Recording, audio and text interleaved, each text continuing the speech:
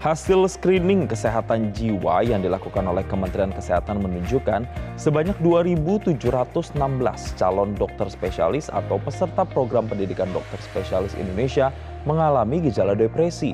Temuan ini menambah catatan serius evaluasi ekosistem sekolah kedokteran di tengah belum terpenuhinya kebutuhan jumlah dokter spesialis di Indonesia. Sebanyak 22,4% mahasiswa program pendidikan dokter spesialis terdeteksi mengalami gejala depresi.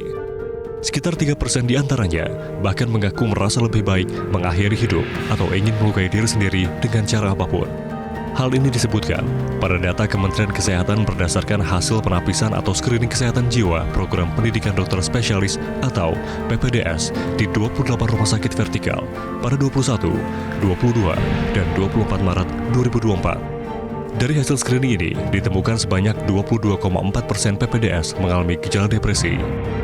Dari jumlah itu, sebanyak 0,6% diantaranya mengalami gejala depresi berat, 1,5% dengan depresi sedang hingga berat, 4% depresi sedang, dan 16,3% dengan gejala depresi ringan. Dalam screening bahkan ditemukan, dalam 2 minggu terakhir, sebanyak 3,3% PPDS atau 399 PPDS merasa lebih baik mengakhiri hidup atau ingin melukai diri sendiri dengan cara apapun. Sebanyak 2,7% merasakannya dalam beberapa hari, 0,4% merasakannya lebih dari separuh waktu, dan 0,2% diantaranya merasakan hampir setiap hari. Dan berdasarkan asal rumah sakitnya, terbanyak dari RSUPN Dr. Cipto Mangunkusumo, yakni 22,6% dari total PPDS yang bergejala depresi atau 614 orang. Kedua, RSUP Dr. Hasan Sadikin, yakni 12,9% atau 350 orang. Ketiga, RSUP Dr. Sarjito sebesar 12% atau 326 orang.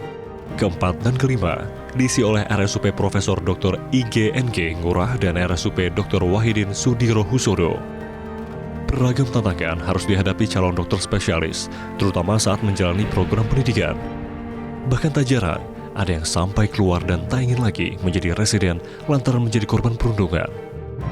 Saya ini adalah mantan residen, mantan mahasiswa PPDS, calon dokter spesialis, yang per tahun 2023 ini saya terpaksa harus mengundurkan diri dari PPDS karena saya mengalami kejadian bullying dari PPDS yang cukup parah dan terus-menerus.